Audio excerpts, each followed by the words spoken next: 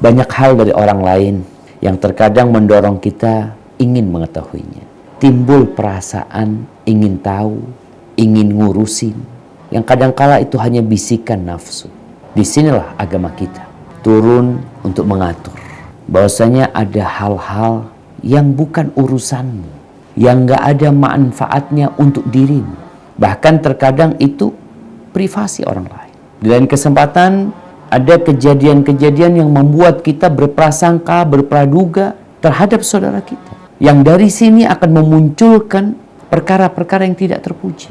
Karena dari prasangka itu muncul yang namanya mencari-cari kesalahan orang. Dari sana muncul yang namanya riba, menggunjing, ngomongin orang. Kita ini punya banyak kesalahan.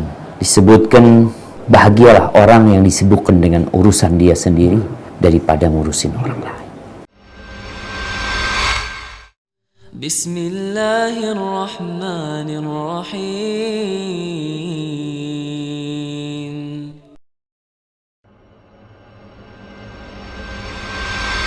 Assalamualaikum warahmatullahi wabarakatuh. Alhamdulillah Rabbil alamin. Wal aqibatu lil muttaqin. Wala udwana illa 'alal zalimin. Segala puji bagi Allah Jalla Jalaluh. Dialah Tuhan alam semesta ini. Dialah yang menciptakannya. Dialah yang memberikan rezeki kepada ciptaannya. Dia yang mengurusinya dan kepadanya kelak semuanya akan kembali. Akibat yang baik hanya untuk orang-orang yang bertakwa. Dan tidak ada permusuhan kecuali untuk orang-orang yang melakukan kezaliman.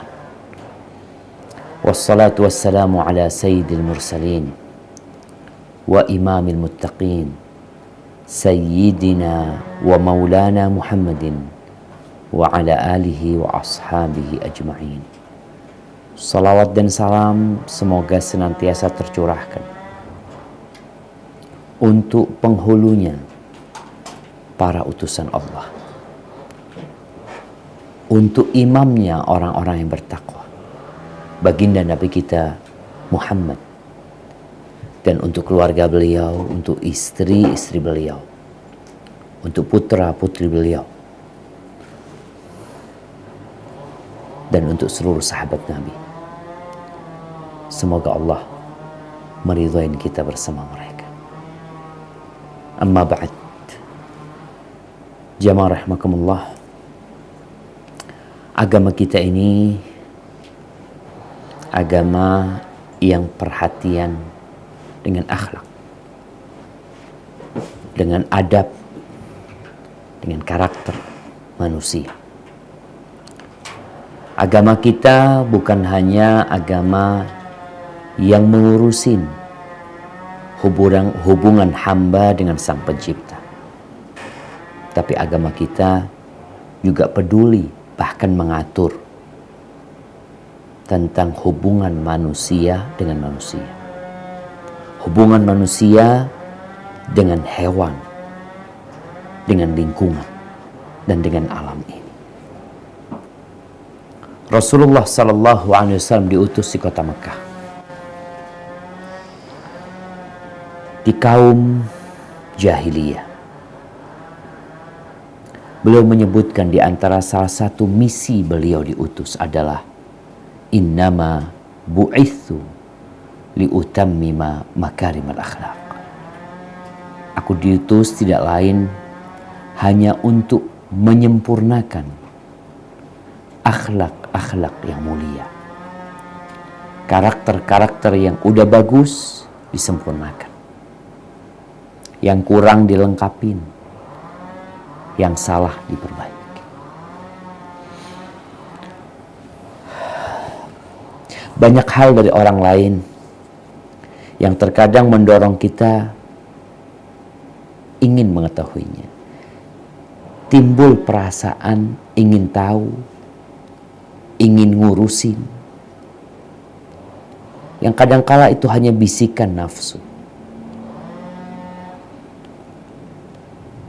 Disinilah agama kita turun untuk mengatur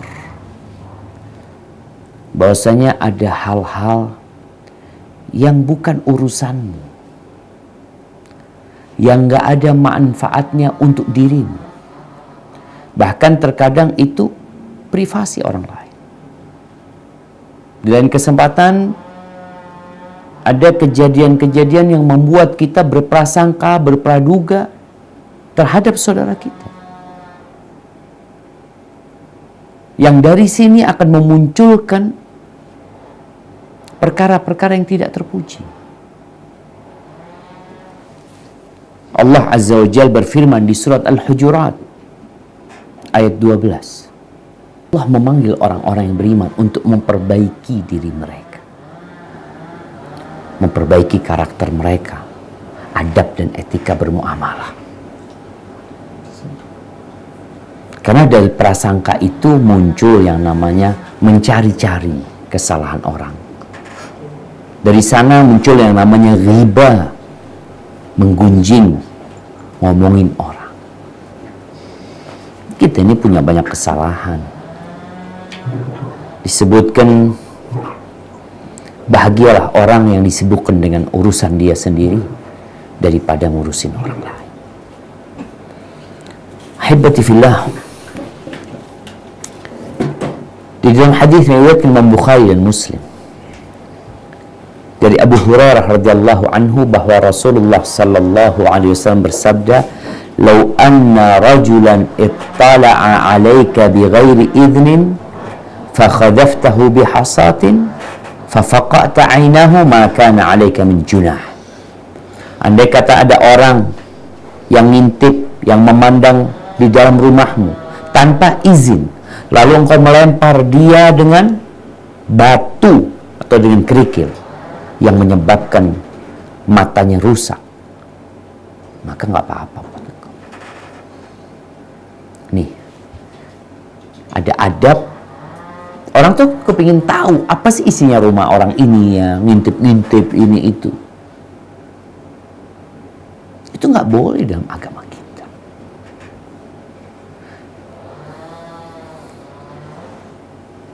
Jadi kalau kita melihat dalam kehidupan ini, perasaan ingin tahu itu apa ya? Kadang-kadang disebut kepo, penasaran dia.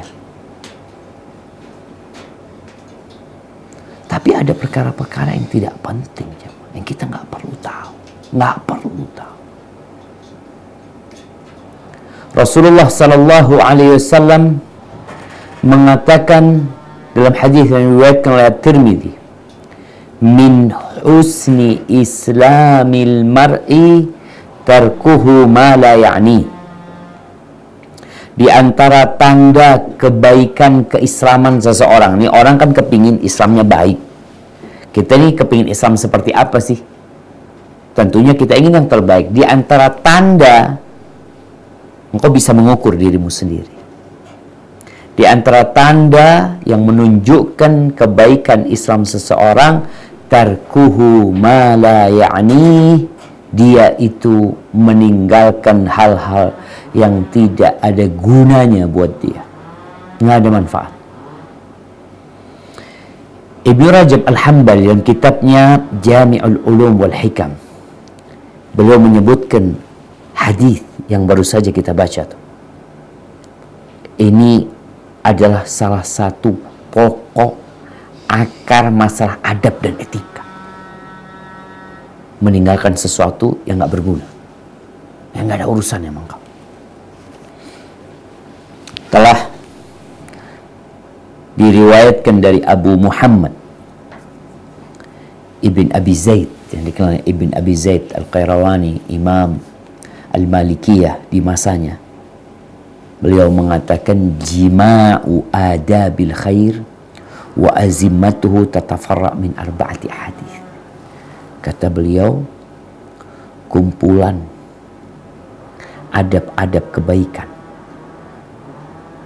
dan tali kekangnya, ini sumbernya akhlak yang mulia itu berada di 4 hadis. Yang pertama, sabda Nabi alaihi salatu wassalam, "Man kana yu'minu billahi wal yaumil akhir falyaqul khairan aw liyasmut." Barang siapa yang beriman kepada Allah dan hari akhir, hendaklah berkata yang baik atau diam. Yang kedua, hadis yang baru saja kita baca. Min husni islamil mar'i tarkuhu ma la ya'ni. Tanda baiknya Islam seseorang meninggalkan perkara-perkara yang nggak berguna buat dia, nggak ada urusan sama dia. Yang ketiga, wasiat Nabi alaihi salatu wassalam kepada orang yang meminta kepadanya, apa? La taghdab. Kata Nabi, jangan marah. Ini hadis yang ketiga. Yang keempat, al-mu'min yuhibbu li akhihi ma yuhibbu li nafsihi. Orang beriman itu mencintai untuk saudaranya apa yang dia cintai untuk diri dia sendiri. Ini 4 hadis yang menjadi pusat akhlak dan etika yang baik. Ingin tahu urusan orang lain yang gak ada gunanya buat dia, ini berdampak negatif kepada sang pelaku dan kepada kehidupan dia. Apa dampak negatifnya? Yang pertama, hal itu mengantarkan kepada kerasnya hati. Hatimu jadi keras. Tubuh jadi lemah. Hati keras, tubuhnya lembek, dan rizkinya sulit.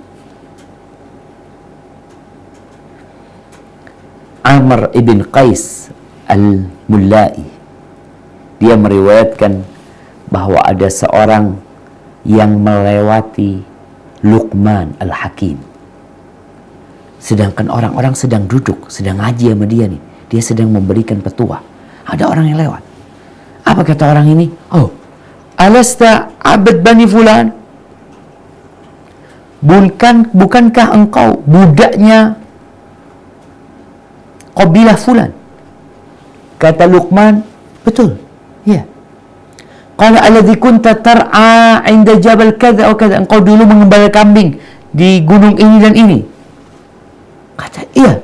Lalu apa kata orang ini? Fama balagha bika ma'ar. Engkau kok bisa seperti ini sekarang? Dulu budak mengembala kambing, kok sekarang kok bisa seperti ini? Apa kata Luqman kepada orang ini? Yang pertama yang membuatku bisa seperti ini, sidqul hadis. Jujur kalau bicara. Yang kedua, watulus sukut amma la ya'nini.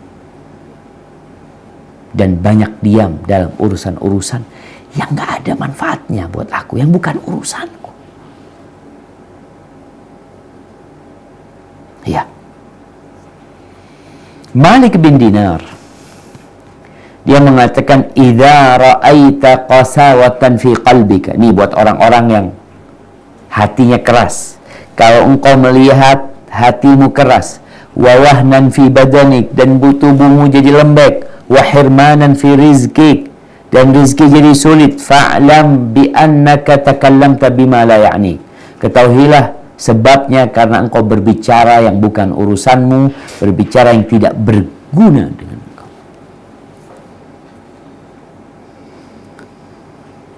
Ahibati fillah,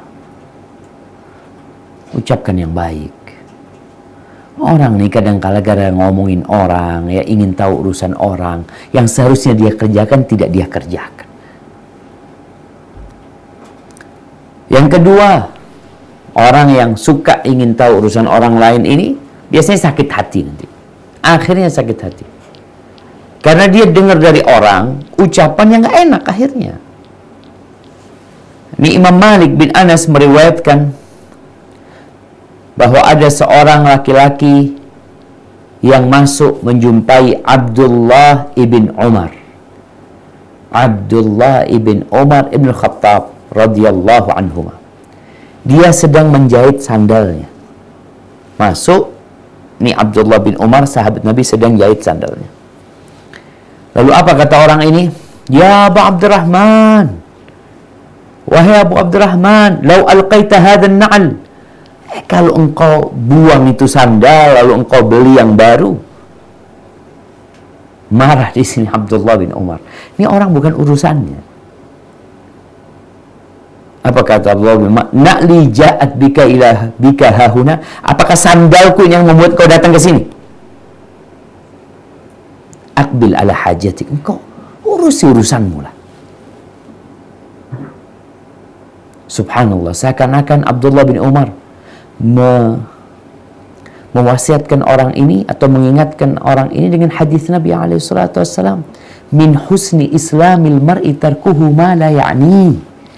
Termasuk baiknya Islam seseorang meninggalkan sesuatu yang nggak ada urusannya dia, nggak penting buat dia.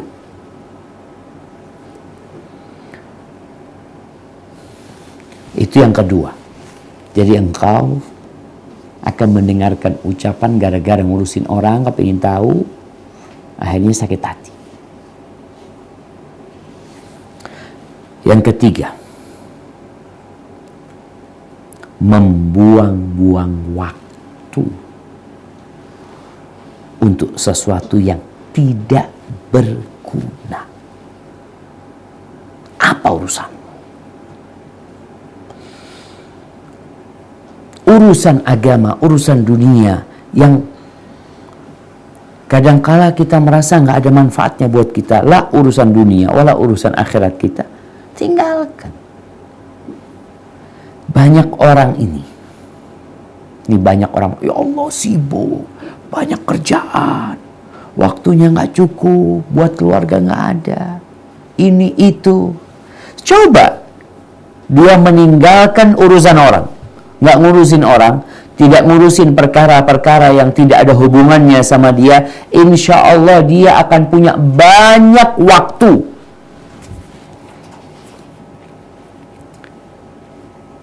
Ahibati fillah, seorang muslim yang memiliki semangat tinggi itu, dia nggak punya waktu sebenarnya untuk menghambur-hamburkannya dalam perkara-perkara yang nggak berguna, berita-berita. Urusan manusia secara umum, bukan urusan kawannya, urusan manusia di muka bumi ini. Karena kita melihat banyak orang itu, laki, perempuan, anak-anak, orang dewasa, mereka sibuk kalau sekarang ini dengan apa yang dikirimkan kepada mereka. Kerjanya handphonenya dia lihat terus. Apa urusanmu dengan berita-berita yang disebarkan? Ada urusannya? Kadang-kala nggak ada, aneh nggak ada urusannya. Dikirimin ini. Kadang-kala ada orang kirim kepada kita, ada tabrakan. Kita sama anak orang Jember nih, ada tabrakan di Semarang. Fotonya, beritanya dikabarkan ke kita. Apa urusan kita sama itu? Terkadang kita sama-sama ngirim tuh, kita share lagi ke orang. Apa urusanmu? Dan kadang-kala jemaah, ada orang yang sibuk ngikutin status orang lain. Orang bikin status, lihat apa urusanmu. Makanya termasuk baiknya Islam seseorang itu tidak menyibukkan diri dengan yang dia nggak ada hubungannya gitu. Sama berita-berita yang dia nggak ada hubungannya sama sekali. Lalu kita ikut menyebarkannya. Dan orang-orang sibuk membacanya. Lalu di-share lagi. Sekarang nih, sampai WhatsApp itu bikin apa ya? Pembatas untuk nge-share. Jadi kalau udah di-share, kita kadang hanya bisa nge-share ke satu orang. Anak pernah mau nge-share sesuatu, tahu-tahu nggak bisa. Karena memang ada hal-hal yang nggak perlu kita itu. Urusan orang itu nggak perlu tahu juga urusan itu. Kenapa terus disebarkan? Dan berita-berita di televisi sama juga. Di televisi, di koran, di website-website berita. Kadang-kala menyebarkan berita-berita yang nggak ada gunanya. Fulan beli baju harga sekian, fulan beli sepatu harga sekian, fulanah kayak gini, na'udzubillah. Terus kita ingin tahu, terus kita baca, terus kita share, habis waktu kita. Antum scrolling itu yang namanya handphone, makanya kadang-kala ada orang yang tanya, Ustaz, kok nggak balas WA ana Ustaz, udah 2 pekan. Ana ngomong, ana itu bukan tidak pernah ya, hampir jarang sekali melihat WA yang di bawah. Ana buka ya terus nggak ada. Yang sudah di bawah, kalau yang di atas ana lihat, ana ada urusan nggak, penting nggak. Kalau nggak, ana nggak buka. Kita nggak punya waktu, jamaah. Waktu kita cuma sedikit. Makanya tadi kalau ada orang mengeluh yang nggak punya waktu ini itu ya, kadang-kala ibu rumah tangga Ustaz nggak punya waktu untuk didik anak ini. Coba dilihat, mungkin engkau ngurusin orang, ingin tahu urusannya orang sekampung diurusin. Fulana gimana Fulana? Oh, Fulana kayaknya lagi ribut sama lakinya. Terus Fulan itu baru dapat kerjaan di tempat ini itu. Urusanmu apa? Coba tanya Fulan, gajinya berapa di tempat itu? Terus bisa masuk ke sana itu, ke kerja itu, lewat mana dia?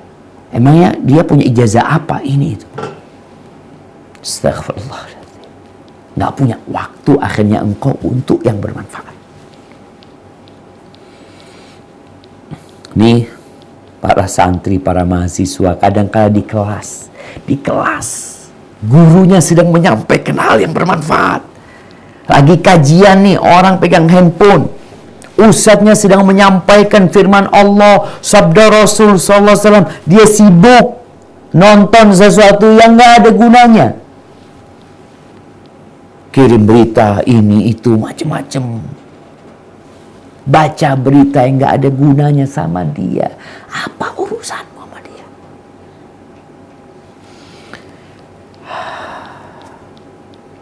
Yang keempat, orang yang tidak mengamalkan hadis tadi, termasuk kesempurnaan Islam seseorang itu meninggalkan hal-hal yang tidak ada gunanya buat dia. Dia bisa rugi dengan amal soleh dia. Kita kan dengar bahwasanya amal soleh itu dilipat gandakan. Dari 10, space-nya bisa sampai 700, bisa kelipatan yang tak terhingga. Pernahkah kita berpikir, Ustaz, terus apa sih yang menyebabkan orang ini dapat 10, itu dapat 30, itu dapat 100, yang itu dapat 200? Apa ukurannya? Simak hadis yang diriwayatkan Imam Bukhari dan Muslim. Kata Nabi alaihi salatu wassalam, "Idza ahsana ahadukum islamahu, fa kullu hasanatin ya'maluha tuktabu bi asyri amsalha ila 700 dhi'fin. Wa kullu sayyi'atin ya'maluha tuktab bimithliha hatta yalqa Allah." Rawahul Bukhari dan Muslim. Apabila seseorang di antara kalian memperbagus keislamannya, tanda Islam itu bagus apa tadi? Nggak suka ngurusin orang, meninggalkan perkara-perkara yang tidak ada gunanya buat dia, nggak suka tanya orang ini itu, hal-hal yang tidak ada urusannya sama dia. Itu tanda bagusnya Islam seseorang. Apabila seseorang memperbagus keislamannya, maka setiap kebaikan yang dia perbuat akan ditulis 10 kali lipat sampai 700 kali lipat. Ini bergantung kepada keislaman, baiknya Islam kita, jamaah. Mungkin amalannya sama. Ana sodakoh 1 juta, antum sodakoh 1 juta, sama 1 juta. Yang ini dilipat gandakan 10, yang ini 500 kali lipat umpamanya. Apa yang menyebabkan seperti itu? Di antaranya adalah bagusnya Islam seseorang. Kalau nggak bagus, ya nggak dilipat gandakan nantinya. Atau dilipat gandakan ya sesuai dengan bagusnya keislaman antum. Wa kullu sayyi'atin ya'maluha, setiap dosa ditulis satu sampai dia berjumpa sama Allah Subhanahu wa taala. Ibnu Rajab Al-Hambali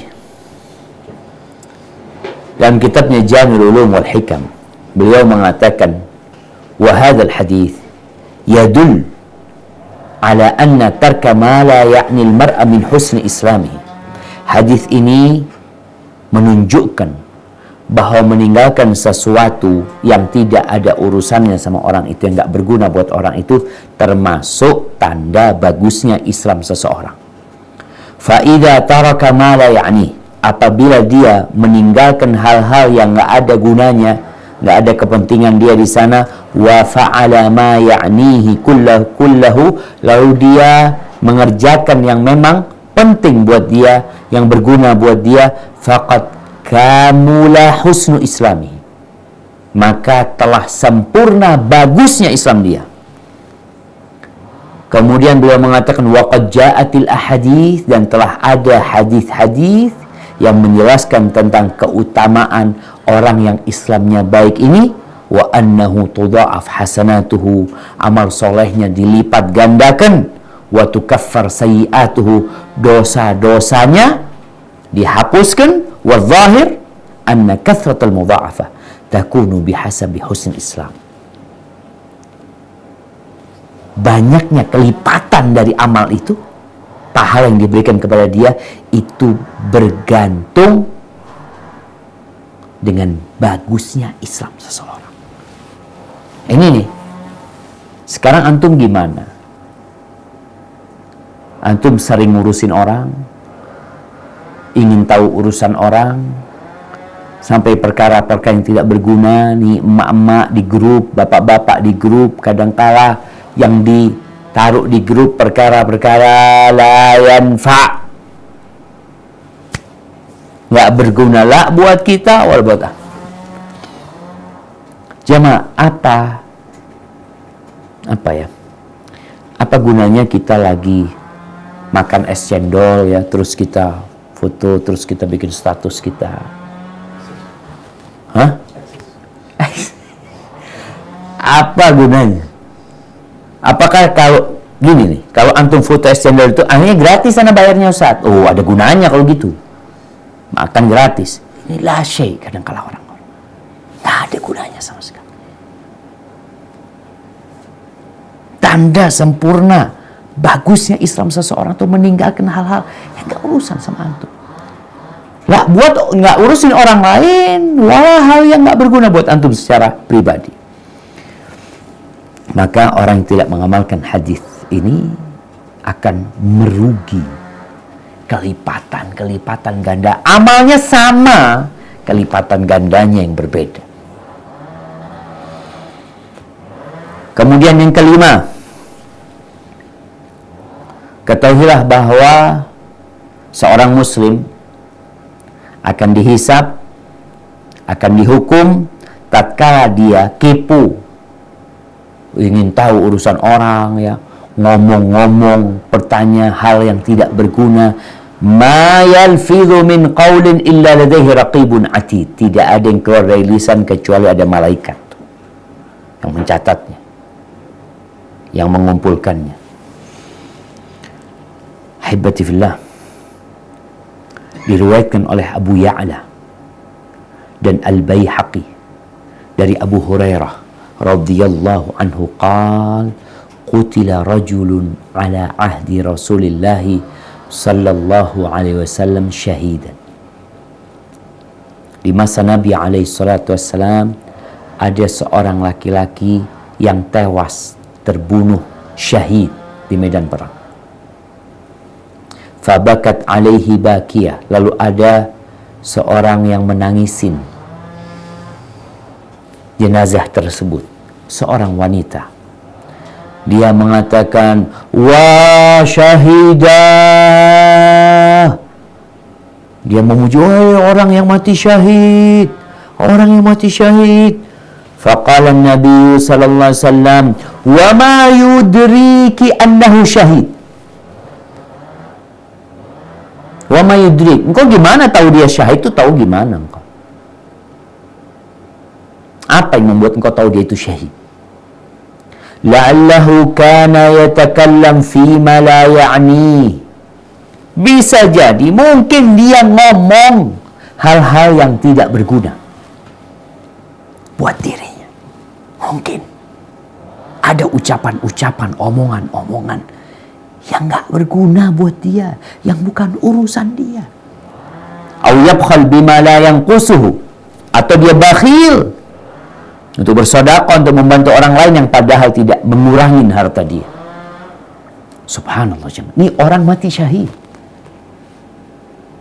Orang berpikir mati jalan Allah, insya Allah dapat memberikan syafaat kepada keluarganya. Ternyata belum tentu dia selamat.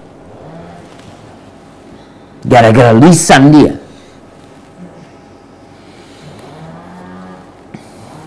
Kata Al-Munawi dalam kitabnya Faidul Qadir tentang hadis yang baru saja kita baca, dia berbicara tentang yang tidak ada urusannya sama dia, yang nggak berguna buat dia. Yahtamil anna al-murad kathratus su'al insan an halihi wa tafasili amri.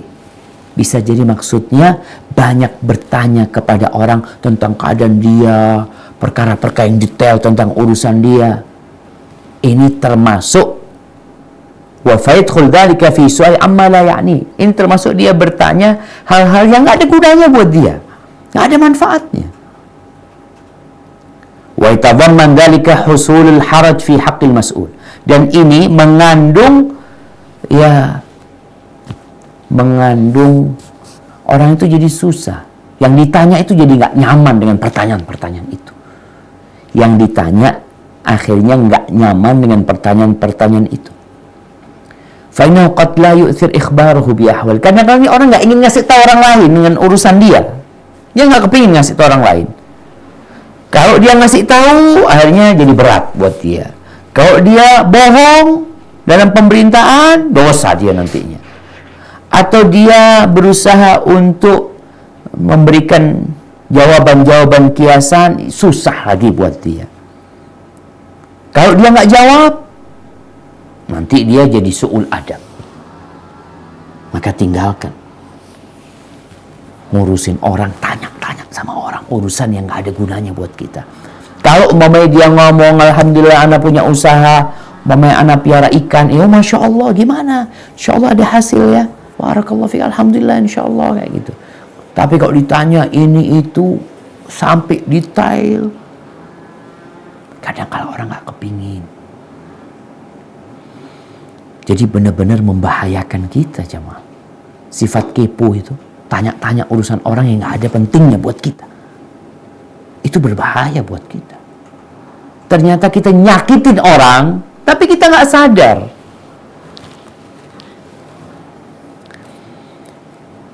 Yang keenam, kepo ini ingin tahu urusan orang ini, tanya-tanya urusan orang yang tidak ada gunanya buat kita, salah satu penyebab rusaknya persaudaraan, pecahnya persahabatan, hilangnya cinta dan kasih sayang. Lisan. Ingat, ada hal-hal yang memang privasi orang lain. Karena ya salah satu mungkin pertanyaan tadi orang tanya tentang kondisi ekonominya, bagaimana dia ini itu. Subhanallah, ada orang yang bertanya sama kawannya, coba, masya Allah, sohibnya ini pernah sukses, setelah itu nggak ketahuan gimana kondisi dia. Lalu kawannya yang tahu dengan kondisi dia itu, masya Allah, dia tanya, gimana usaha antum yang itu, usaha antum yang ini. Ini orang sudah tobat ya, dia banyak dosa lah di masa lalu. Apa kata dia? Dia ngomong, udahlah jangan ngurusin itu, urusan dunia sudah jangan diurusin, sudah urusan itu. Iya, kadang-kadang orang nggak ingin gitu loh ditanya. Kalau maksa, persahabatan itu kadang-kadang bisa rusak. Dan kita tahu min husni islamil mar'i tarkuhu ma la ya'ni. Udah, engkau perbaiki keislaman. Ibn Abi Dunya meriwayatkan dari Muwarriq al-Ijli, dia mengatakan, amrun ana fi talabihi mundu kada wa kada sana. Ada satu perkara yang aku memburunya, aku mencarinya sejak beberapa tahun. Dia sebutkan beberapa tahun itu. Lam aqdir alaihi, aku sampai hari ini belum dapat tuh. Walastu bitariki talabihi abadan, dan aku tidak akan meninggalkan pemburuannya. Aku akan buru urusan ini sampai dapat. Orang-orang tanya, "Wa ma huwa?" Apa itu yang kau cari itu yang kau sampai sekarang belum dapat? Qala al-kaffu amma la ya'nini. Kata dia, menahan diri dari yang hal-hal yang tidak berguna buat aku. Kita tuh kadang-kala penasaran. Kita kepingin tahu. Dan ini yang kadang-kala sulit kita tinggalkan. Itu ada di setiap orang ya. Mungkin nggak setiap orang ya. Orang tuh kepingin perasaan atau punya perasaan penasaran, ingin tahu. Makanya tuh melihat kadang-kala ketika ada macet di jalan gara-gara tabrakan, antum melihat yang bantu itu berapa orang? Sampai bacot jalanan ini, macet jalan ini. Anak pernah ini urusan apa ini? Kita lihat, oh ternyata ada orang tabrakan. Ternyata kita juga akhirnya ngeliatin juga. Akhirnya kita jalannya pelan, bikin macet yang belakang kita. Kalau engkau memang berguna buat engkau, enggak aku mau bantu dia, tafadhol. Makanya sampai polisi itu kadang-kadang ngusir orang-orang ini zaman. Diusir tuh orang. Ayo pindah, pergi kata dia. Nggak ada urusan, cuma pegang kamera. Dia langsung live dari tempat kejadian. Apa urusan yang kau live-kan sampai seluruh dunia itu? Apa urusannya? Kalau engkau gunakan untuk inna lillahi wa inna ilaihi raji'un, untuk mengatakan itu, atau engkau doakan orang itu, atau engkau bantu orang itu, kalau memang ada gunanya, tafadhol. Enggak usah, ana ingin menyampaikan mungkin ada keluarganya. Tafadhol, berarti ada tujuan yang baik. Makanya nih orang kadang-kala jamaah yang kipuan ya, dia itu nggak sadar-sadar. Dia tuh bertanya tentang urusan yang nggak ada gunanya buat dia. Urusan agamanya nggak pernah tanya. Urusan yang berkaitan dengan ibadah dia nggak pernah tanya dia, anak ini bener nggak sholatnya, wudhunya, sodakohnya, tidurnya udah sesuai dengan sunnah belum, duduknya, keluar masuk kamar mandi, coba tanya, engkau udah hafal belum doa masuk ke toilet, doa keluar toilet, engkau tanya urusan ngurusin apa politik Indonesia, ngurusin ini itu.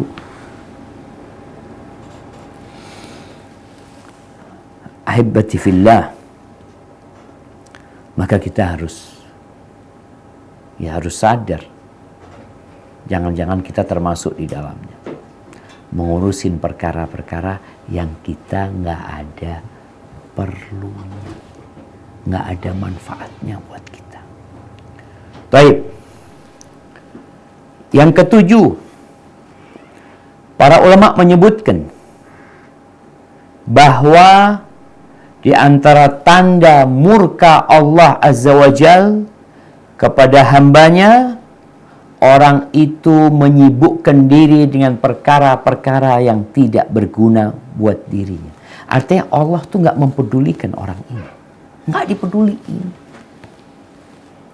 Waktu tuh mahal. Kalau kita bicara waktu, kita ingin waktu kita ini kalau bisa dapat fulus lah. Tapi ternyata kita buang untuk hal-hal yang sama sekali nggak ada manfaatnya buat kita. Jadi di antara tanda hidayah Allah ya, buat hambanya, dia nggak ngurusin perkara-perkara yang nggak ada pentingnya buat dia. Dia nggak sibukkan diri dengan berita-berita manusia. Mereka makan apa, ya Allah ya, mereka minum apa. Sekarang ini kan ada berita, Bukan berita, anak kadang-kala kalau ngelihat di situs berita itu, apa ya tulisannya? Serunya fulan kalau kuliner.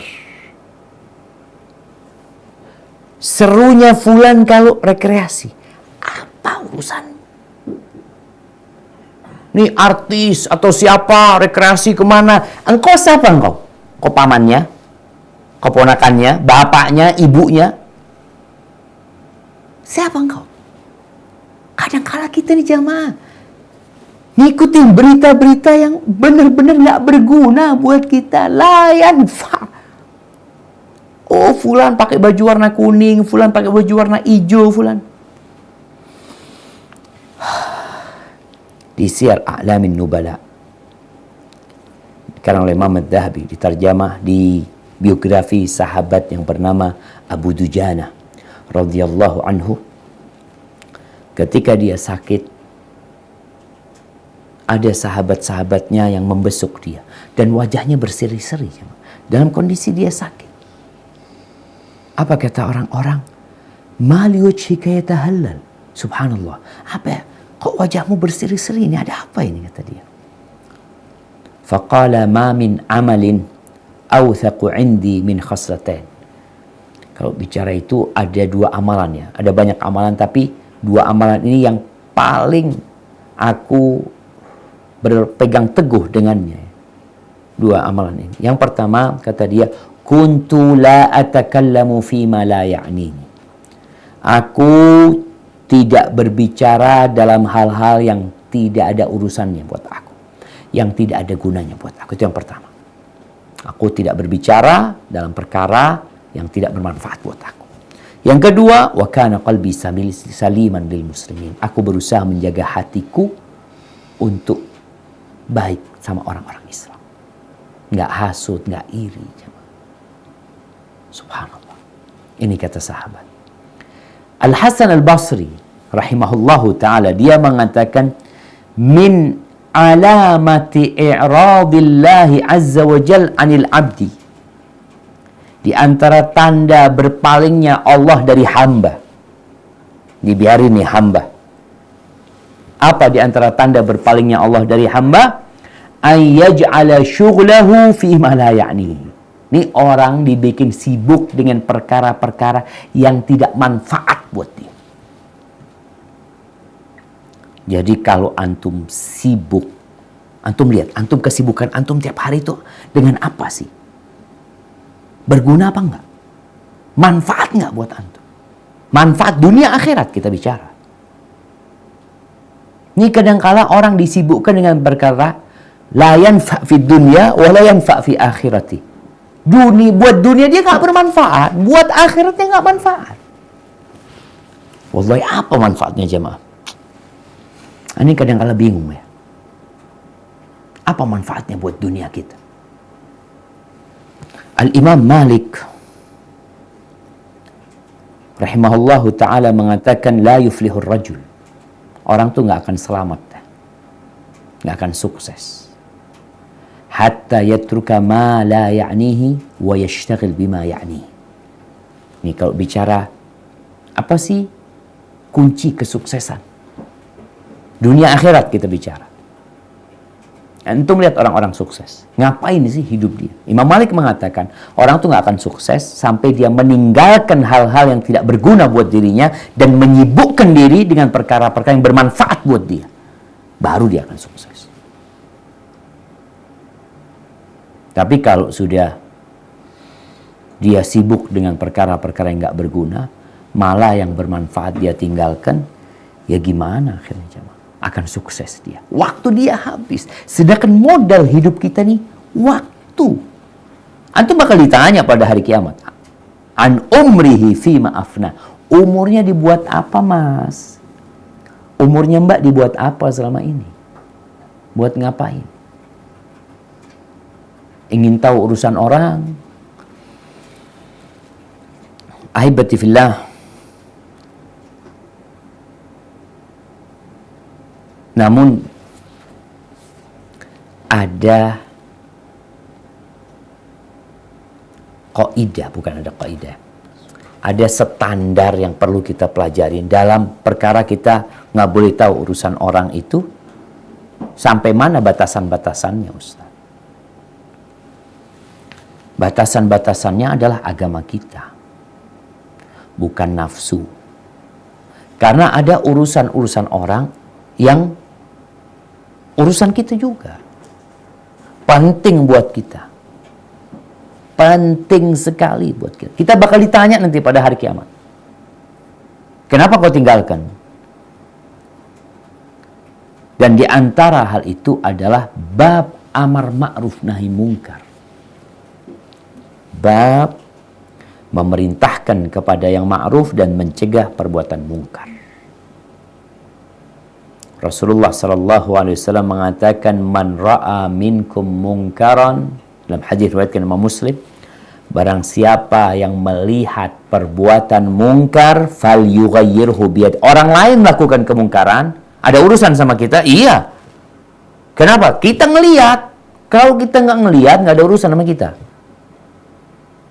Tapi kalau kita melihat, lalu kita merubah kemungkaran tersebut, Anda bakal ditanya di hari kiamat nanti. Makanya kadang-kala kalau ada orang kita tegur ya, bertakwalah kepada Allah, ini perbuatan dosa. Jangan ngurusin orang. Tunggu dulu. Ini urusanku, bukan urusanmu aja. Kalau azab Allah turun itu bukan hanya menimpamu. Menimpa kita juga. Maka urusan kita. Kita ngurusin tuh orang. Rubah dengan tangan kita. Fa in lam yastati fa bilisani. Enggak mampu dengan tangannya, maka dengan lisannya. Fa in lam yastati fa biqalbihi. Enggak mampu dengan lisannya, maka dengan hatinya. Wa dzalika ad'aful iman. Itu adalah serendah-rendahnya keimanan. Jadi urusan kalau ada kemungkaran, kita ngurusin orang, itu sebenarnya urusan kita. Jadi kalau orang itu mengatakan, ini bukan urusanmu, enggak, ini urusanku. Aku bakal ditanya pada hari kiamat. Kemudian juga termasuk urusan kita, yang kita perlu peduli, kita perlu cari tahu, kita perlu tanya. Dalam urusan orang lain, adalah tentang saudara-saudara kita. Kaum muslimin yang terjadi sama mereka di negeri manapun, apapun bangsa mereka. Karena innamal mu'minuna ikhwah, orang-orang beriman itu bersaudara. Al-mu'min lil mu'min kal bunyan, orang mukmin untuk orang mukmin lain seperti bangunan. Yashuddu ba'duhu ba'dha. Seperti ini Nabi mencontohkan, saling menguatkan satu sama lain. Kita perlu peduli.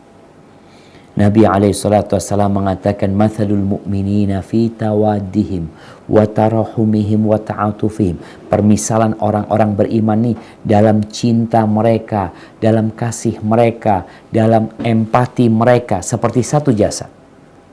Idza ishtaka minhu udhun, kalau ada salah satu organ yang sakit, semua tubuh akan merasakan sakitnya. Semua tubuh akan nggak bisa tidur. Yang sakit padahal tangannya, tapi matanya nggak bisa tidur. Badannya demam, yang sakit tangan. Itu urusan kita. Ya, ini yang perlu kita peduli. Kalau kita bicara berita, kita perlu peduli sama cari berita tentang saudara kita. Nah, namun fenomena yang terjadi di masyarakat, kita tuh kadang-kadang nggak cari berita tentang saudara-saudara kita. Ya, banyak orang peduli, mengikuti apa yang nggak berguna buat dia. Contohnya, yang biasanya Piala Dunia. Indonesia ikut nggak? Ikut nggak Indonesia? Kita sibuk nonton sampai punya jadwal. Tunggu dulu. Antum ini siapa yang apa istilahnya? Dijagokan. Siapa yang dijagokan? Fulan. Siapa Fulan itu? Klub muslim, non-muslim. Eropa umpamanya. Ada Piala Eropa ini itu. Sibuk. Siapa antum? Antum orang Eropa? Lah. Terus kalau mereka menang atau mereka kalah, antum dapat apa? Nggak dapat apa-apa. Waktu antum habis. Sedangkan urusan umat Islam sama sekali nggak peduli. Tidak mengikuti. Ahibati fillah, ingat min husni islamil mar'i tarkuhu ma la yani. Jadi termasuk kebagusan Islam seseorang meninggalkan sesuatu yang tidak berguna buat dia. Jadi antum kepo dengan hal-hal yang kadang-kala bukan urusan antum, mulai ditinggalkan. Mulai sibukkan diri antum dengan perkara-perkara yang bermanfaat buat antum. Kita ini punya handphone ya. Kadang-kala ada yang punya grup, puluhan grup. Coba lihat yang dibicarakan di sana.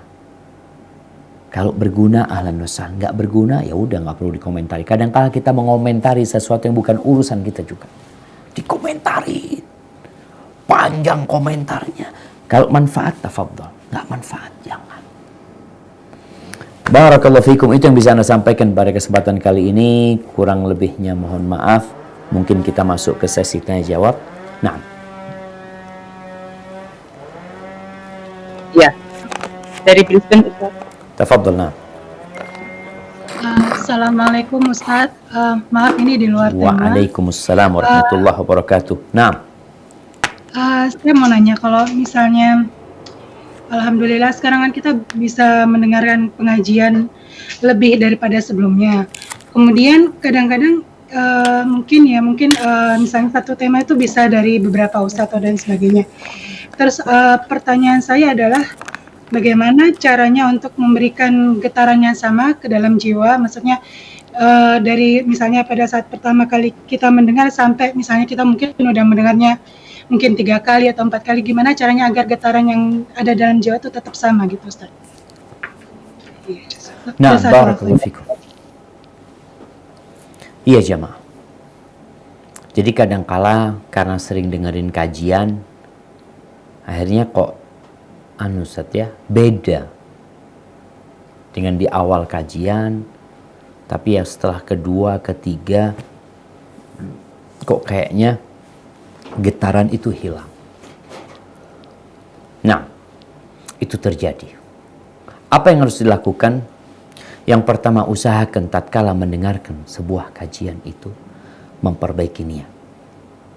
Ini penting. Niatnya diperbaiki. Untuk apa mendengarkan kajian ini? Kadangkala orang dengarkan kajian untuk ngisi waktu. Ada yang seperti itu. Ya, ada. Jadi, kalau awal dia dengarkan serius, kalau yang kedua karena memang sudah pernah dengar, akhirnya biasa aja. Dia tidak lagi serius seperti serius yang pertama. Ini menjadi penyebab. Maka niatnya yang perlu diperbaiki. Yang kedua, hendaklah kita berusaha untuk mencatat. Karena yang disampaikan itu ilmu. Ilmu ini perlu dicatat. Jadi nanti dengar yang kedua itu adalah menambah catatan. Ada yang kelewatan, ada yang kurang seperti itu. Maka ini menjadi salah satu cara agar kita mendengarkan itu terus bermanfaat buat kita. Bicara getaran memang ya kadang-kala berkurang. Yang ketiga, berdoa. Nabi alaihissalatu wassalam ngajarin kita doa. Di antara doanya, Allahumma anfa'na bima 'allamtana wa 'allimna ma yanfa'una wa zidna ilman. Ya Allah, ajarkan kepada kami yang bermanfaat buat kami. Dan bikin kami bermanfaat dengan ilmu yang kita pelajari. Dan tambahkan buat kami ilmu. Maka insya Allah dengan cara seperti itu, semoga kita bisa tetap istiqomah. Tapi ini sebenarnya ikut naik turunnya keimanan jamaah. Anak kadang-kadang dengarkan kajian sampai 5 kali, sampai 10 kali ya. Karena memang ada sesuatu yang kelewatan gitu loh. Waktu kita dengarkan yang pertama, ini anak nggak dengerin nih, yang seperti ini. Maka insya Allah dengan kita mencatat, kita akhirnya menyempurnakan apa yang sudah kita dengar. Hadza wallahu a'lam bishawab. Nah. Ya, Assalamualaikum Ustadz, ini dari Melbourne. Waalaikumsalam warahmatullahi wabarakatuh. Nah, tafadhal. Iya, hanya saya ingin tahu kalau kita membicarakan apa tentang urusan orang lain, istilahnya kepok gitu ya. Kalau kita kepok pada sesuatu,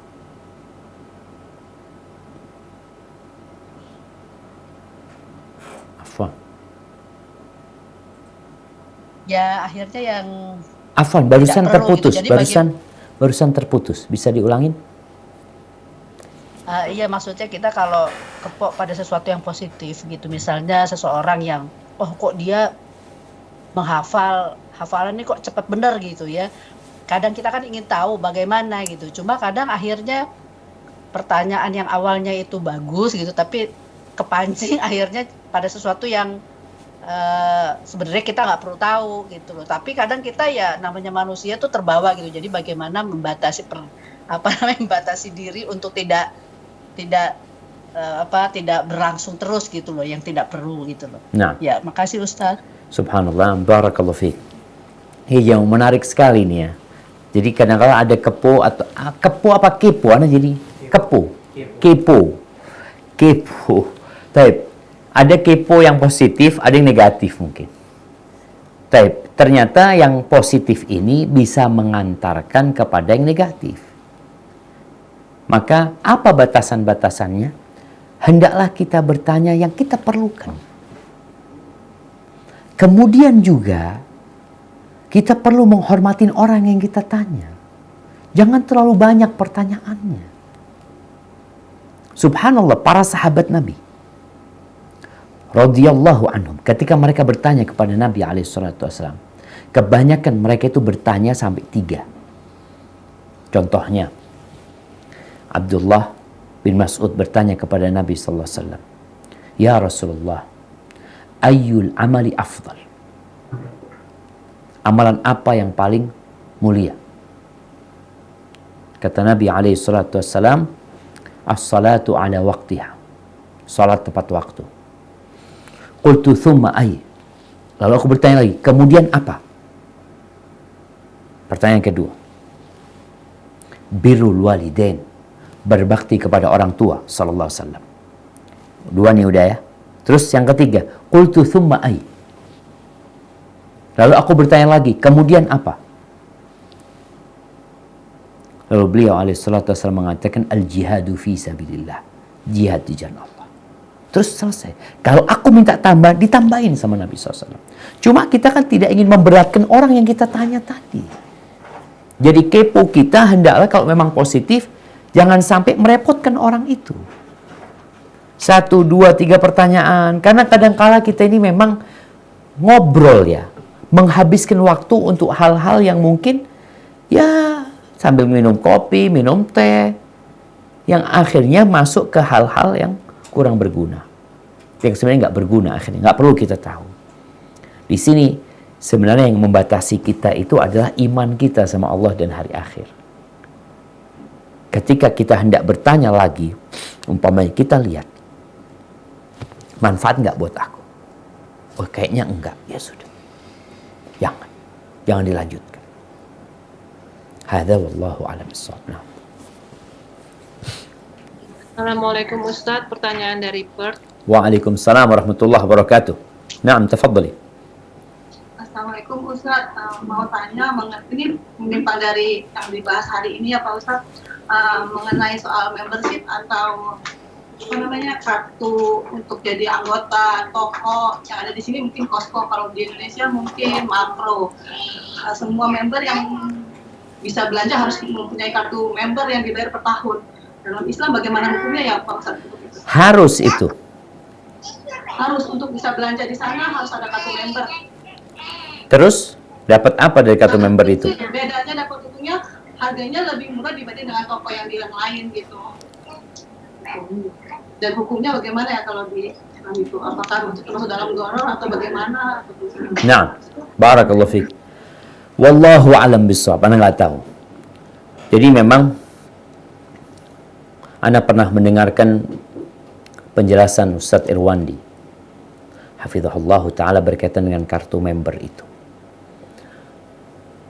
Ketika kartu member ini, tapi kayaknya lebih baik lihat videonya Ustadz Irwandi lah berkaitan dengan kartu itu. Ana takut salah tangkap waktu itu. Nah, Ana katakan wallahu alam. Mungkin nanti bisa dilihat di videonya Ustadz Irwandi berkaitan dengan kartu member ya. Karena ada kartu member yang kita lihat di Indonesia juga sebenarnya banyak kartu member itu. Hanya saja di tempat kita nggak diwajibkan. Jadi yang ada di tempat kita itu hanya sekedar sukarela. Tapi apa yang di Australia wajib?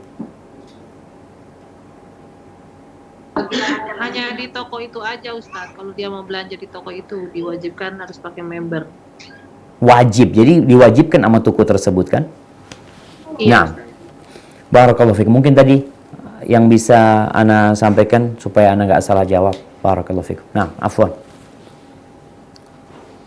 Assalamualaikum warahmatullahi wabarakatuh, Ustadz. Waalaikumsalam warahmatullahi wabarakatuh.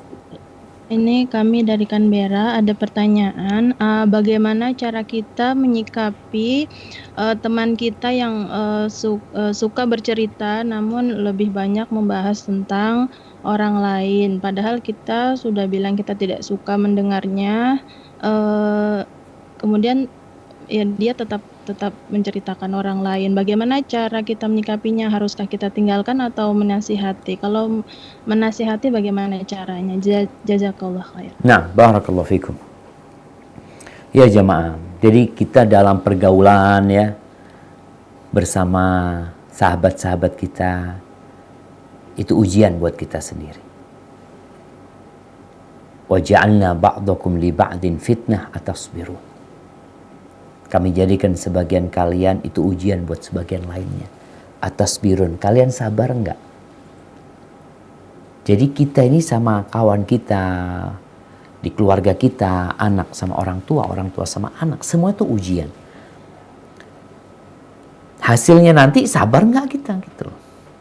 Tapi berkaitan dengan kawan kita yang mungkin dia banyak berbuat dosa di majelisnya, ghibain orang, ngomongin orang.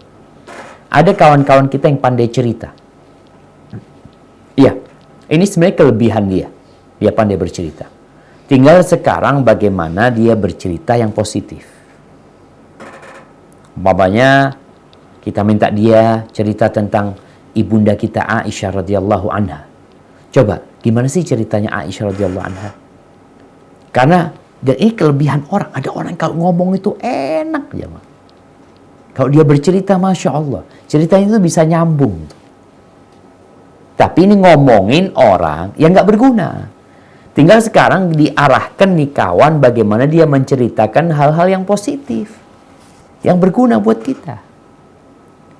Maka salah satu cara menasihatin, cobalah kita ingin ya pekan depan kita kumpul lagi, Anda minta antum cerita tentang Khadijah umpamanya. Atau antum cerita tentang Ummu Jamil, istrinya Abu Lahab.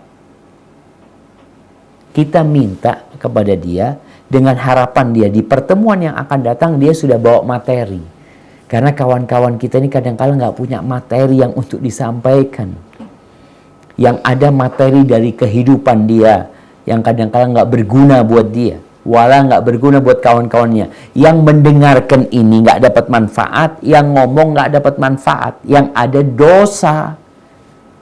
Maka antum kasih nasihat ketika cara ini nggak berguna, kita sampaikan nasihat buat dia. Contohnya, afwan, kalau antum menceritakan ini, antum dapat apa, kita dapat apa? Tanyakan kepada dia. Karena ada orang-orang yang disampaikan hadis nggak faham, disampaikan ancaman Allah nggak ngerti. Nah, bagaimana sekarang kita membuat dia berpikir sendiri? Apa manfaat buat kita? Kalau dia enggak, harapan anak, umpamanya kita cari solusi untuk menasihatin dia. Oh bismillah, kalau gitu yuk kita berangkat ke fulan. Kita bawa nih, kan antum yang tahu, ya kita kasih nasihat. Ayo kita berangkat ke fulan. Ini penting supaya majelis kita tidak menjadi majelis yang penuh dengan dosa. Kemudian jamaah, kita ini juga harus mengimbangi dia. Dia cerita itu, kita kasih cerita deh. Kita kasih bahan buat dia, yang bermanfaat buat dia. Agar dia sadar yang kita sampaikan lebih bermanfaat daripada ceritamu. Nih loh. Jadi ibu-ibu juga harus mempersiapkan materi untuk ngobrol. Sehingga bermanfaat nantinya di sana. Lalu Ustaz, kalau umpamanya udah nggak bisa ini Ustaz, ya salah satunya meninggalkan, ganti kawan. Kita cari sohib lain. Lu gimana Ustaz? Nanti dia sakit hati. Nggak apa-apa. Artinya kita ini tidak hendak membuat dia sakit hati. Kita hendak menasihatin dia. Siapa tahu dengan cara seperti itu, dia nanti bertanya, kenapa aku kok nggak diundang, kalian ngobrol-ngobrol ya, kalian makan ini itu. Kita sampaikan, afwan, kita takut majelis kita ini nanti ada dosa di sana. Kalau engkau mau kumpul lagi sama kita tapi nggak ceritakan orang, ahlan wa sahlan, seperti itu. Ini salah satu cara, dan sambil didoakan saudara kita ini jamaah. Kemudian dalam menasihatin kawan ini, jangan bikin status. Ini kadang-kala nih orang nyindir orang lain dengan status. Akhirnya yang ada perang status. Ini pasang status, ini pasang status, ini pasang. Akhirnya cari-cari kesalahan saudaranya. Enggak. Datang kepada dia. Kalau ingin nasihatin, bukan pakai status, tapi kita mau main WA, japri, wapri sama dia ya. Tapi paling enak memang ngobrol sama dia, ngomong sama dia tanpa ada orang lain ya. Semoga dengan cara itu hatinya terbuka. Hadza wallahu a'lam bishawab. Nah. Assalamualaikum Ustadz. Waalaikumsalam warahmatullahi wabarakatuh. Ini dari Sydney. Ya Ustadz, kalau seumpama kita ini kan di sini jauh dari keluarga ya Ustadz. Teman insya Allah udah seperti saudara. Nah, seumpama kita ada kelompok berempat, berlima gitu Ustadz. Cuman kita itu aja ya. Terus ada salah satu di kelompok kita ini melakukan hal yang kurang menyenangkan. Apakah itu kita boleh satu sama lain diskusi untuk menasehati si A ini Ustadz, atau tidak boleh, atau langsung menasehatin kita langsung sama si A? Tanpa diskusi sama yang lain. Baik, 4 orang ini semua tahu kan? Iya. Iya. Nah, barakallahu fikum. Iya jamaah. Ini berkaitan satu kesalahan dari kawan kita. Umpamanya tadi disebutkan ada 5 orang, satu berbuat salah. Semuanya tahu dengan kesalahan fulan. Jadi bukan mau menyebutkan kesalahan fulan kepada A, B, C, enggak. Karena udah tahu. Yang diinginkan adalah mencari solusi. Enggak masalah. Jadi waktu itu udah kita sampaikan bahwasanya riba, menceritakan kejelekan orang itu bisa tidak termasuk dosa dalam 6 kondisi. Salah satunya adalah talabul i'anata li izalati munkarin. Menceritakan kesalahan orang dalam rangka menghilangkan kemungkaran. Nih, fulan melakukan ini, gimana nih? Tolong antum kasih nasihat dia. Itu nggak apa-apa. Jadi ketika membicarakan kesalahan orang bukan untuk ngomongin orang itu, tapi hendak memberikan nasihat, hendak mencari solusi yang paling tepat. Siapa nih di antara kita berempat yang paling tepat untuk memberikan nasihat, atau caranya bagaimana? Itu termasuk ghibah yang diperbolehkan. Tapi kalau sekedar ngomong-ngomong aja, jadi kita tahu ngobrol ini nggak ada solusi nantinya, berarti kita sedang menggunjing saudara kita. Kemudian tatkala kita tahu ada satu nasihat, satu kesalahan yang dilakukan oleh fulana, umpamanya 4 ini cerita untuk memperbaiki. Salah satu tahu kesalahan fulana yang lain, nggak perlu diceritakan lagi di sana. Cukup satu ini umpamanya. Dengan cara itu umpamanya ini masalah, insya Allah semuanya selesai. Maka nggak perlu akhirnya semua saling menceritakan kesalahan. Karena semua orang punya aib, semua orang punya kesalahan. Tapi ada kesalahan yang diketahui bersama yang kita hendak memberikan nasihat. Tafadhol. Kemudian ketika salah satu tahu kesalahan lain, silahkan kau kasih nasihat. Ketika sudah dapat solusi tentang bagaimana memberikan nasihat, maka tafadhol. Kemudian jamaah, doa. 4 orang ini hendaklah mendoakan dia. Bagaimana kisah Umar bin Khattab radhiyallahu anhu. Ketika ada seorang ya yang biasa datang ke majelisnya Umar, tahu-tahu nggak pernah datang lagi. Umar tanya, kemana fulan? Oh, fulan berubah sekarang. Akhirnya Umar bin Khattab radhiyallahu anhu menyuruh sekretarisnya untuk menulis surat kepada fulan, memberikan nasihat kepada fulan, dan yang lainnya mendoakan fulan. Akhirnya ini orang datang lagi. Jadi benar.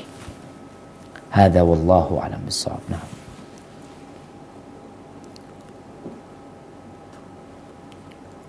Ya, dari Brisbane Ustadz, ini ada pertanyaan titipan. Bolehkah orang Islam melakukan pendonoran organ tubuh kepada orang-orang yang membutuhkan saat dalam keadaan sehat? Dan apakah orang Islam membuat wasiat ketika sepeninggalnya untuk mendonorkan organ tubuhnya dalam keadaan sekarat maupun sudah meninggal? Mohon jawabannya Ustaz. Jazakallahu khairan. Nah, barakallahu fikum. Ya jemaah, berkaitan dengan pendonoran organ tubuh ini, ada dua pendapat di antara para ulama. Yang pertama, kalau bicara menjual jelas nggak boleh. Menjual. Ada orang menjual ginjal. Enggak. Dia nggak punya hak untuk itu sebenarnya. Sebagaimana perempuan na'udzubillah yang menjadi pelacur, umpamanya dia merasa ini kan punya anak. Enggak. Itu bukan punyamu. Itu milik Allah Azza wa Jalla dan harus ikut aturan Allah menggunakan organ tubuh ini. Berkaitan dengan yang mendonorkan, memang ada dua pendapat para ulama, sebagian membolehkan, sebagian melarang hal itu, khususnya dalam kondisi orang itu hidup. Contohnya nih, ketika orang punya ginjal 2, lalu dia donorkan, Allah memberimu 2 karena memang manusia itu butuh 2. Manusia itu butuh 2. Kalau 1 diberikan, mungkin enggak, orang itu bisa hidup dengan 1. Nah, yang satunya itu istilahnya serep ya, yang membantu.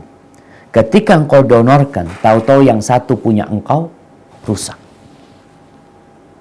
Gimana? Engkau sudah berikan kepada orang yang 1. Maka di sini ketika orang itu sedang hidup dan yang dia donorkan itu berbahaya buat dirinya, maka tidak diperbolehkan. Tapi tatkala dia meninggal dunia ya, kemudian dia mewasiatkan hal itu agar bermanfaat buat orang lain, ana melihat pendapat yang membolehkan hal itu lebih kuat ketika itu memang bermanfaat buat orang lain. Sekali lagi bukan dijual ya, tapi diberikan. Hada wallahu a'lam bissawab. Nah. Assalamualaikum Ustaz, dari Perth lagi. Waalaikumsalam warahmatullahi wabarakatuh. Nah. Assalamualaikum warahmatullahi wabarakatuh. Waalaikumsalam warahmatullahi wabarakatuh. Tanya, apa hukumnya kalau kita share foto makanan di sosial media? Jazakallah khairan. Barakallahu fikum. Buat apa share foto makanan? Mau jualan? Itu maka buat ide-ide gitu Ustaz. Siapa tahu nanti teman bisa beli atau apa, atau apa namanya Ustaz.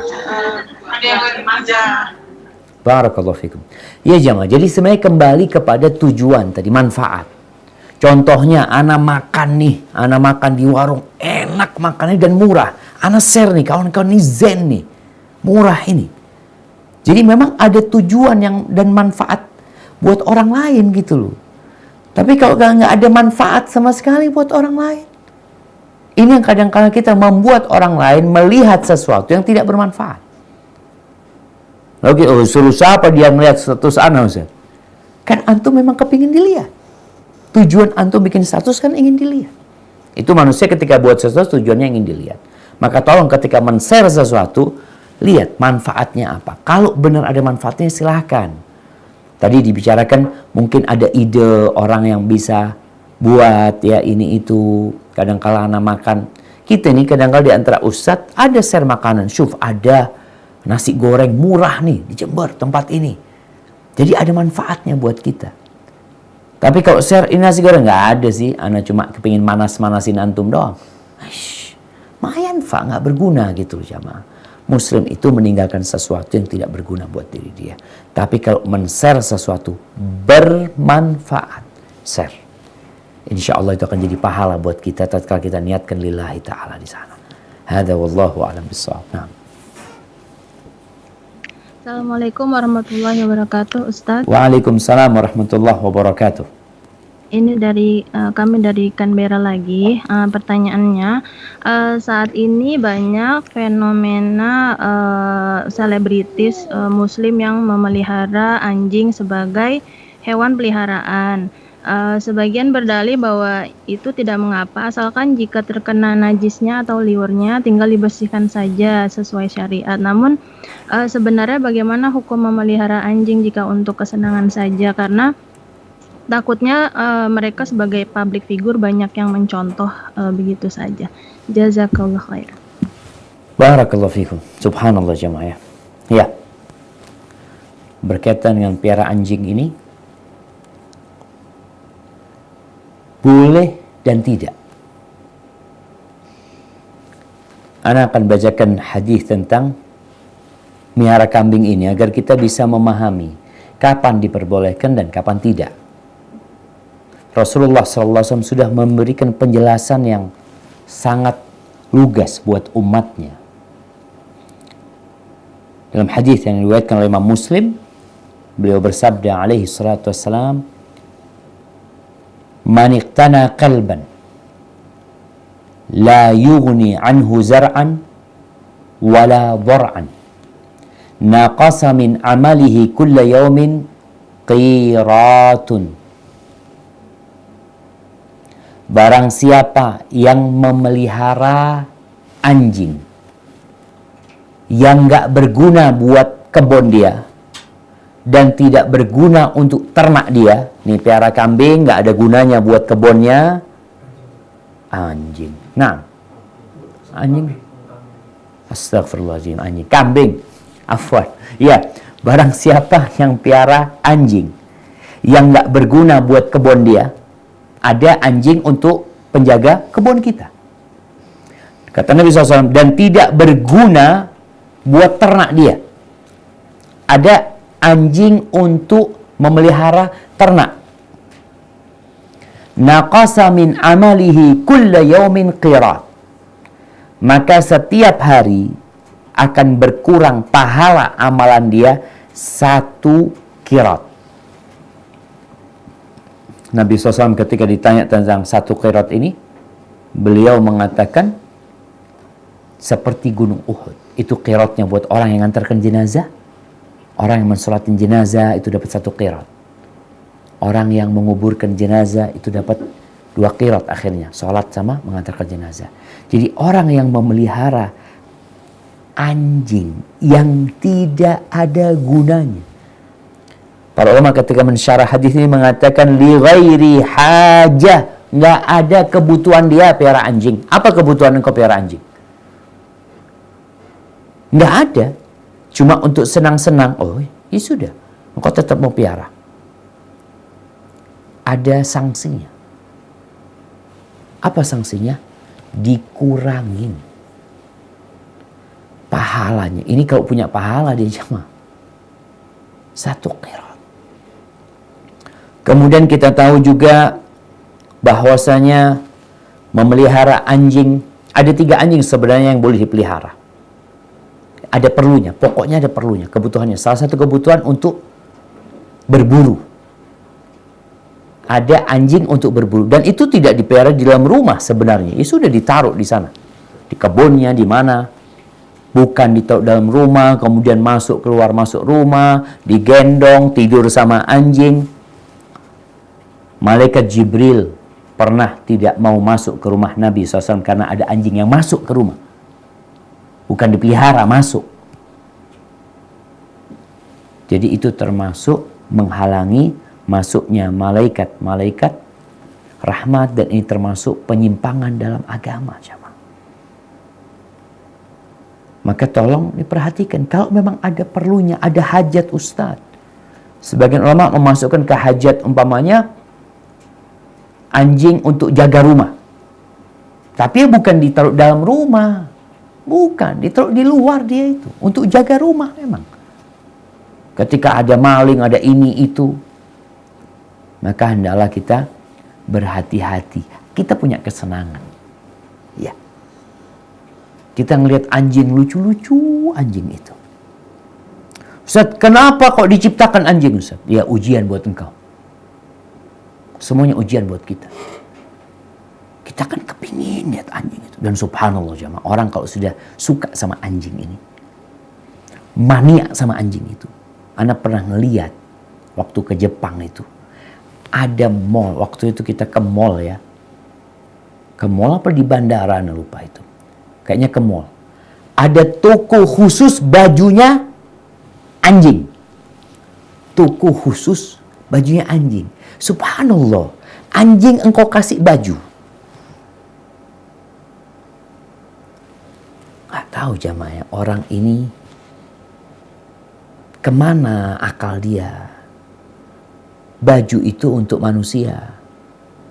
Anjing ini Allah kasih bulu dia untuk menutup dirinya. Tahu-tahu dikasih baju sama manusia. Ini termasuk membuang-buang harta. Kalau engkau berikan kepada fakir miskin yang gak punya baju. Dan mahal-mahal jamaah. Mahal-mahal. Anda ngelihat satu ekor anjing waktu itu harganya 48 juta. Setelah kecil 48 juta. Dan tiap hari pahala kita dikurangin sama dia. Fulus keluar, pahala terbang. Hadza wallahu a'lam bissawab. Nah. Assalamualaikum Ustadz dari Sydney. Waalaikumsalam warahmatullahi wabarakatuh. Naam, tafadhali. Di luar tema Ustadz, ini ada pertanyaan. Ada saudara kita sakit gitu ya Ustadz, tapi dia sudah bergantung sama pertolongan orang gitu Ustadz, untuk mandi, untuk ganti semuanya, baju, makan, itu harus diladeni gitu Ustadz. Pertanyaannya, kalau mau sholat, tapi bisa bangun gitu Ustadz, kalau mau sholat cukupkah hanya diganti pampesnya atau harus dimandikan untuk menghilangkan najis? Sama sekalian Ustadz, ada keluarga kerabat minta didoakan karena sekeluarga positif COVID. Insyaallah. Jazakallah khair. Tapi Afwan, sebelum diputus, tadi katakan Ya. kenapa harus dimandikan? Untuk menghilangkan najisnya untuk sholat itu cukup dengan hanya dibersihkan, apa harus mandi gitu Ustaz? Tapi najisnya itu kan bisa dihilangkan tanpa mandi. Iya, cuma pampas aja gitu Ustaz. Baik, barakallahu fikum. Iya jemaah, berkaitan dengan orang yang sakit ya, ini ujian buat keluarganya. Dan orang mukmin itu dalam semua kondisi, dia dalam kondisi yang baik jemaah. Mau dapat musibah ya, mau dapat nikmat. Kadangkala ketika ada salah satu kerabat kita yang perlu dirawat secara khusus, itu pintu pahala buat kita. Pintu pahala, Allah kirimkan kepada kita pahala di rumah kita.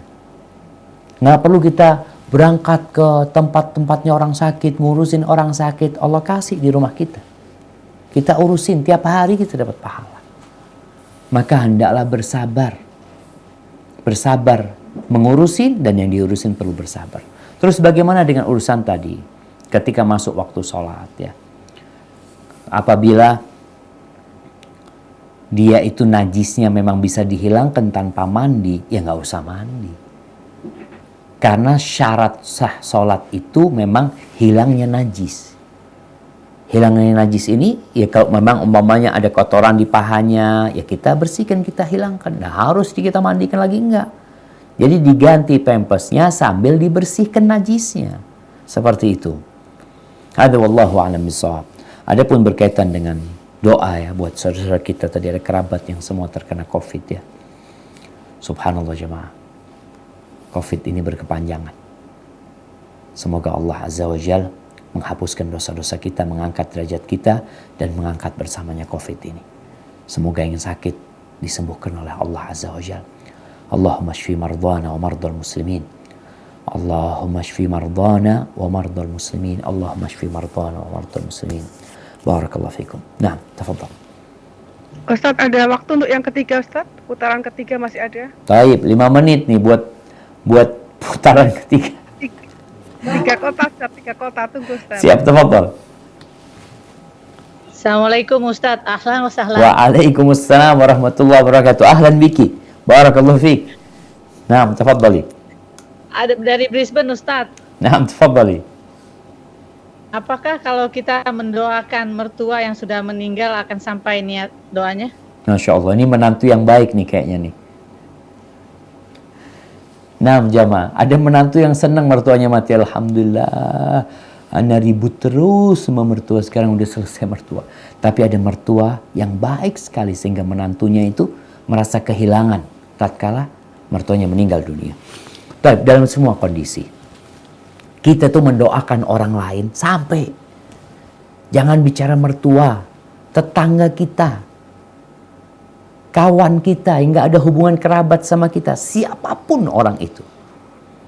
Karena sejatinya berdoa ini meminta kepada Allah buat fulan. Makanya sampai-sampai Nabi SAW mengatakan, man da'a li akhihi bi dhahril ghaib. Barang siapa yang mendoakan saudaranya dalam kondisi kalau saudaranya nggak tahu dia doakan tuh, maka Allah akan kirim malaikat yang mengatakan amin walaka bimithil.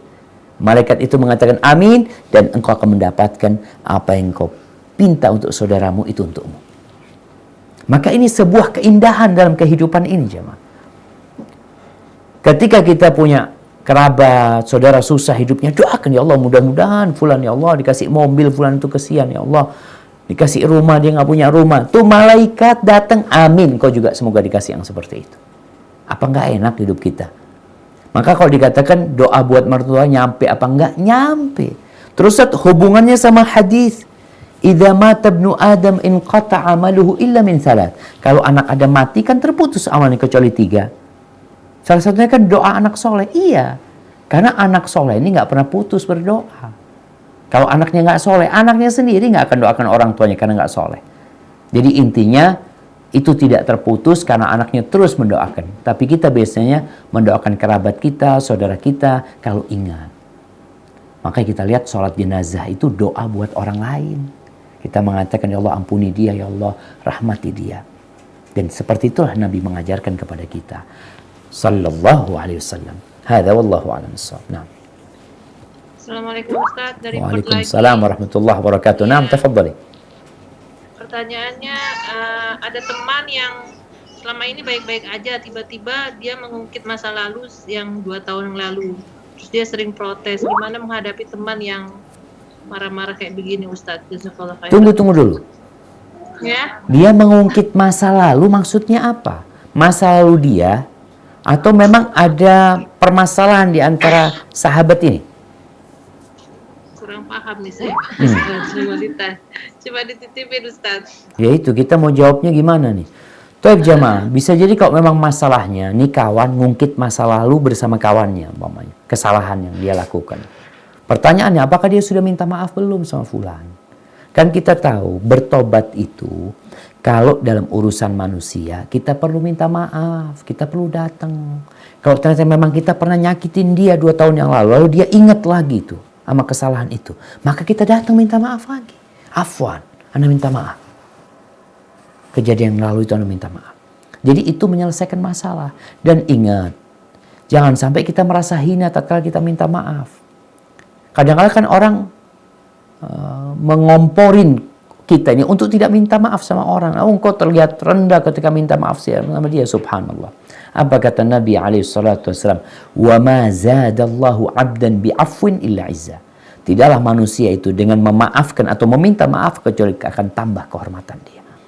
Maka hendaklah tadi yang merasa diungkit kesalahannya datang minta maaf sama dia. Kalau memang itu terjadi. Hadza wallahu a'lam bissawab. Nah. Assalamualaikum Ustadz Sidney. Waalaikumsalam warahmatullahi. Ini terakhir Sidney nih kayaknya. Iya, nggak tahu Ustadz. Ini Ya, pertanyaannya tadi Ustadz bilang kan nggak boleh hibah ngomongin atau kepo keluarga sendiri gitu, saudara ya Ustadz. Kalau ini kasusnya orang non muslim Ustadz, misalnya di tempat kerjaan, nggak mau ikutan tapi denger gitu Ustadz kalau lagi digosipin terus ikutan. Jazakallah khair. Baik. Barakallahu fikum. Nah jemaah, kalau bicara gosipin orang kafir memang beda dengan orang Islam. Karena Rasulullah SAW ketika ditanya tentang ghibah, beliau mengatakan dzikruka akhaka bima yakrah. Engkau ngomongin tentang saudaramu apa yang dia tidak sukain. Saudara kita adalah sama muslim. Gimana kalau yang dikapain orang kafir? Pertanyaannya, apa gunanya? Kembali kepada hadis yang tadi kita sampaikan. Min husni islamil mar'i tarkuhu ma la ya'ni. Termasuk tanda bagusnya Islam seseorang meninggalkan yang tidak berguna buat dia. Kalau nggak berguna, tinggalkan. Apa manfaatnya buat kita? Dan kita ini apa manfaatnya? Kalau ternyata memang manfaatnya kita ini enggak, kita hendak menghindar. Kita ingin ngasih tahu hati-hati sama fulan. Oh, itu masuk ghibah yang diperbolehkan. Jangan bicara orang kafir, muslim pun kita boleh. Ketika muslim ini orang jahat dan berbahaya buat orang lain, suka nipu orang lain, dan banyak yang nggak tahu, lalu kita kasih tahu hati-hati ya fulannya, aku sudah kena tipu sama fulan. Jangan sampai kalian yang selanjutnya. Itu nggak apa-apa. Jadi intinya kita ngelihat ada manfaatnya apa tidak. Jadi walaupun orang kafir mungkin nggak masuk kepada ribah yang akan mendapatkan dosa besar, tapi manfaatnya apa? Karena termasuk sempurnanya Islam seseorang, bagusnya Islam seseorang, meninggalkan hal-hal yang tidak penting buat dia dan tidak berguna buat dia. Itu yang bisa Anda sampaikan pada kesempatan kali ini. Kurang lebihnya mohon maaf apabila yang Anda sampaikan benar itu dari Allah Azza wa Jal. Kalau ada yang salah dan kurang berkenan itu dari diri Anda pribadi. Allah dan Rasulnya terbebaskan dari kesalahan itu. Subhanakallahumma bihamdika asyhadu an la ilaha illa anta astaghfiruka wa atubu ilaik. Wassalamualaikum warahmatullahi wabarakatuh.